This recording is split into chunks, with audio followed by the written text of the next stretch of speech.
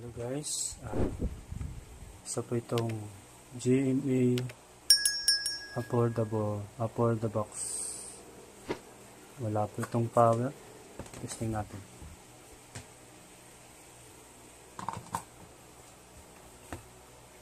Ayan.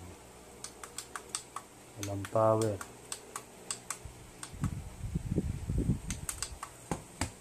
So check natin sa loob.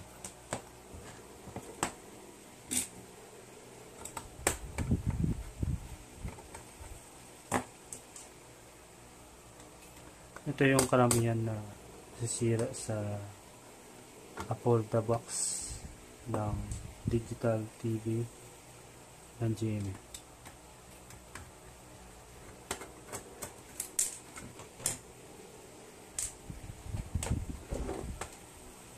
Pagawa lang po ito ng ating customer.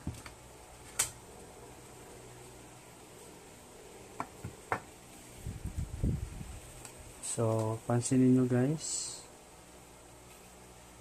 ito yung pag walang power, so check nyo yung supply sa primary saka sa secondary. Pero hindi pa natin chine-check, meron na tayo agad na nakitang problema dito sa for the box. So ito po yung capacitor, 1000 microfarad and then 16 volts. So i-try natin yan, palitan ng capacitor. Let's go.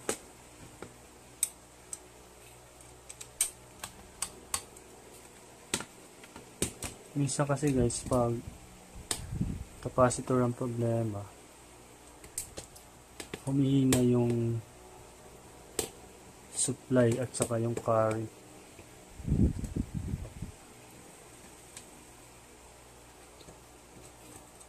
Hindi nakukumpleto yung supply dahil sa capacitor. Hindi na maganda mag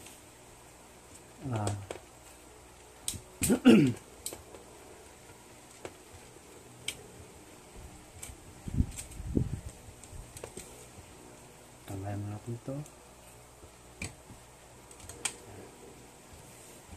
Then, tanggalin natin ito.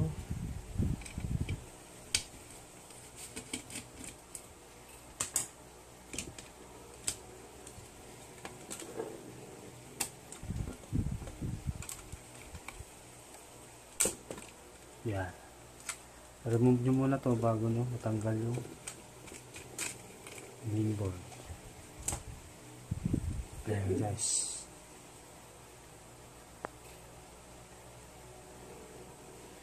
So, ito yung primary galing sa 220. So, papalitan natin tong nasa secondary siya guys, yung capacitor. Natanggal natin yan.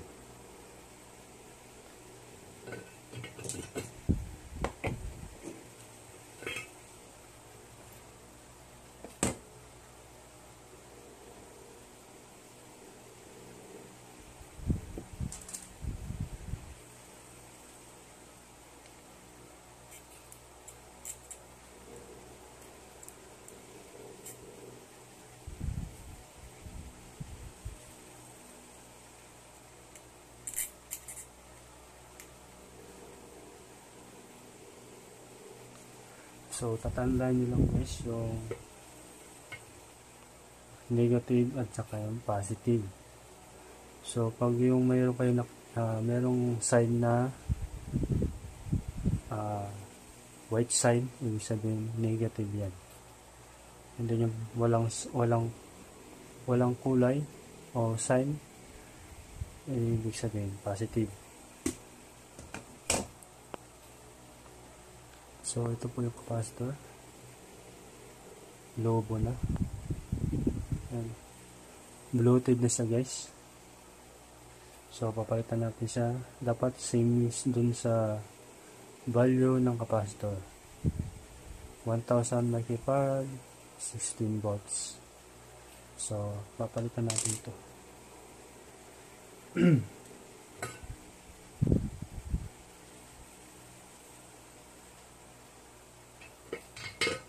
So meron tayong capacitor na 1000 microfarad and 16 volts din.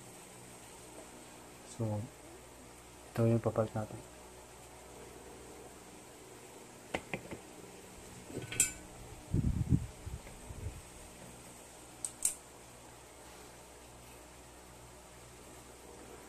Ayan, yung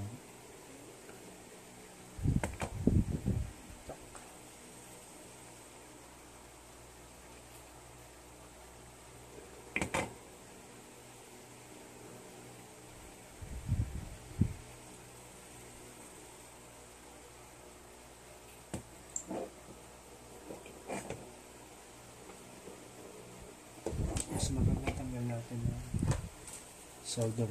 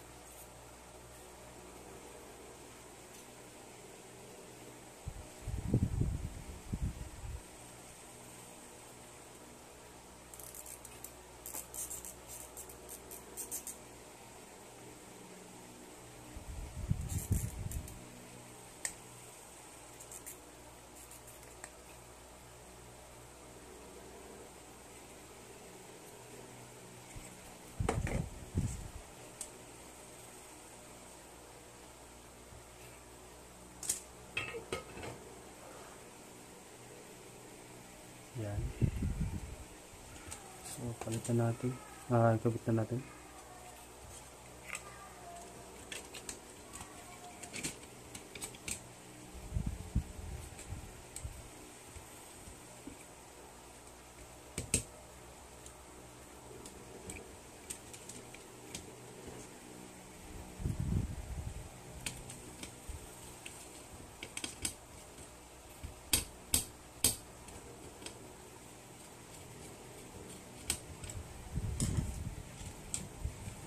So, testing natin guys.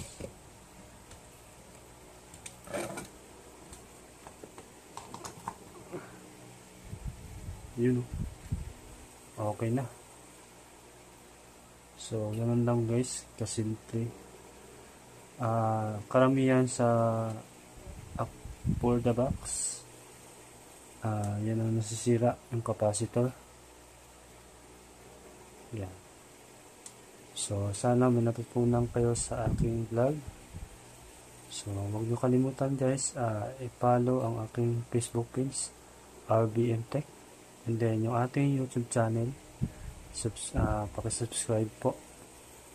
At kung gusto nyo po guys na magpagawa sa akin ng mga appliances, message nyo lang po ako guys sa Facebook page. Yan. Nandyan lang po sa ating description yung ating Facebook page. Bisitahin nyo lang po, bisitahin nyo guys, and then follow nyo rin po, and then share kung gusto nyo po. So yun guys, ganun lang kasimple guys ang pag-ayos ng for the box pag walang power. So yan, so thank you, sana may natutunan kayo. Bye guys, thank you.